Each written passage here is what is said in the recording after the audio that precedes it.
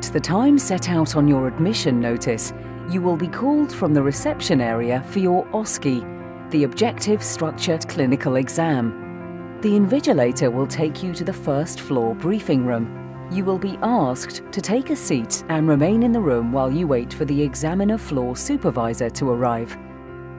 He or she will then give a briefing on the rules and peculiarities of the OSCE examination. Whilst in the briefing room, you may be given the opportunity to view a diagram of specific equipment used in the OSCE stations. This will allow you to familiarise yourself with certain model types before entering the room. The exam lasts for about an hour and 42 minutes. The examiner floor supervisor is a senior member of the OSCE core group, so listen carefully as he or she will give you excellent advice on the various types of questions you can expect. The floor supervisor will leave you in the briefing room to check that the examiners are ready on the exam floor. This will give you an opportunity to use the toilets before you start your exam.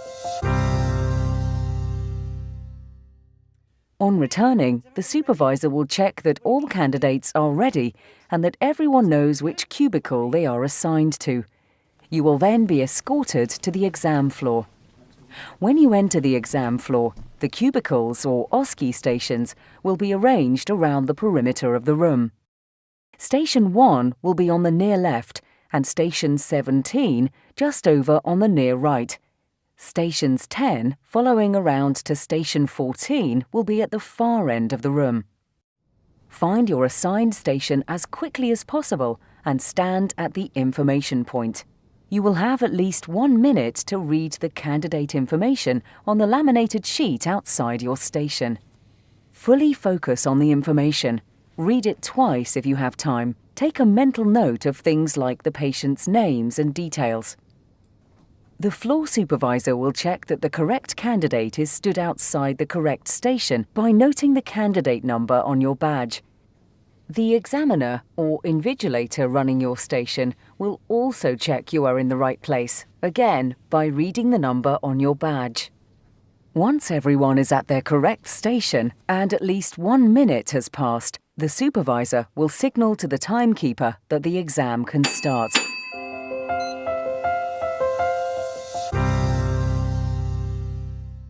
All stations are allocated 5 minutes. When the 5 minutes are up, a bell will sound, indicating that you should leave the station and immediately move clockwise to the information point at your next station. You will have exactly 1 minute to read the briefing note for that station. On the sound of the next bell, you can enter the station.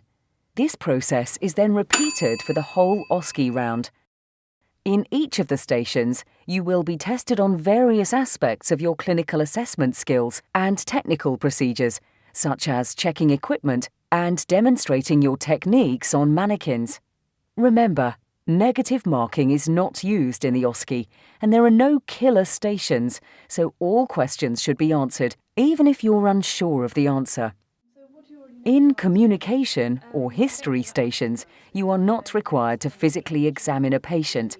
You will be expected to demonstrate your communication and history-taking skills. The examiner will introduce you to the patient, an actor, and then observe your performance, allocating marks accordingly. In physical or anatomy stations where a role model or actor is present, you will be expected to demonstrate your method of examination, explaining what and why you are doing things. Always make sure your actions are clear to the examiner.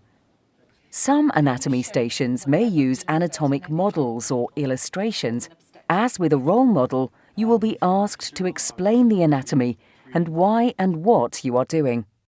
At some stations, for instance, an X-ray station, you will be answering questions without an examiner present, either via an optically marked answer sheet or straight onto a computer touchscreen.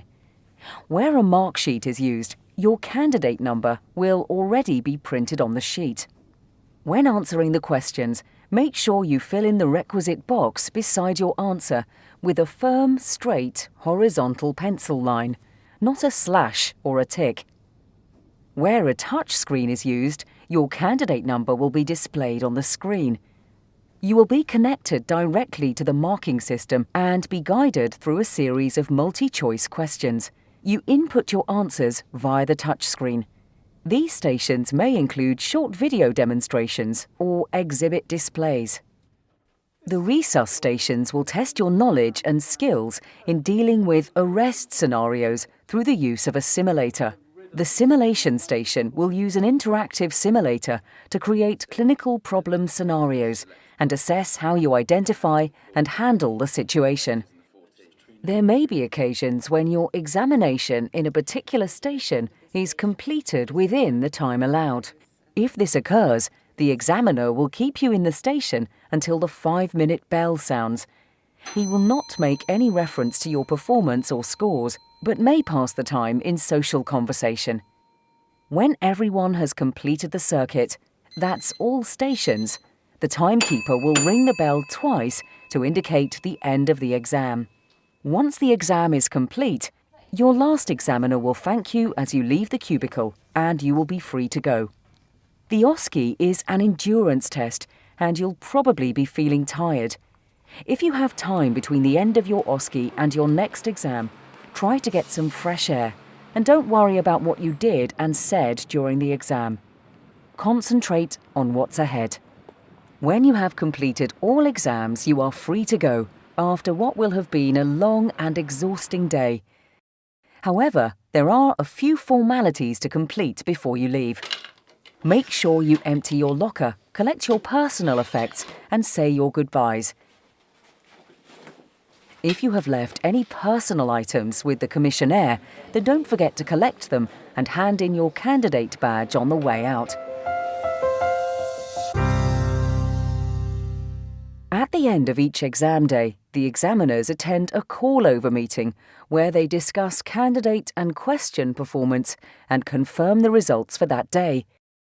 Examination results are then placed on the examinations pages of the college website from 2 p.m. on the first working day following your exam. If time allows on a Friday, the examinations manager will ensure that Friday's results are put in place by 8 p.m. So if your exam was on a Friday, check the website on Friday evening when you get home. The results posted on the website are in the form of a pass or fail list. No other information is given at this stage. Candidates are identified by the use of their candidate number and college reference number. This is the 6-figure number that is assigned to you when you join the college. Therefore, make sure you have these numbers to hand when you check for your result. Remember, both numbers are quoted on your admission notice. Confirmation of the result will be sent to you by post. Your result letter will advise you of your scores in each section of the SOE and each station of the OSCE, along with your total scores for each component. Examples of OSCE and SOE questions can be found on the examinations pages of the college website and in the guide to the primary examination. If you require any further assistance in applying or preparing for your examination, then please do not hesitate to contact the examinations department. We hope you have found the SOE and OSCE videos useful in gaining an insight into what to expect when sitting the primary FRCA OSCE SOE examinations.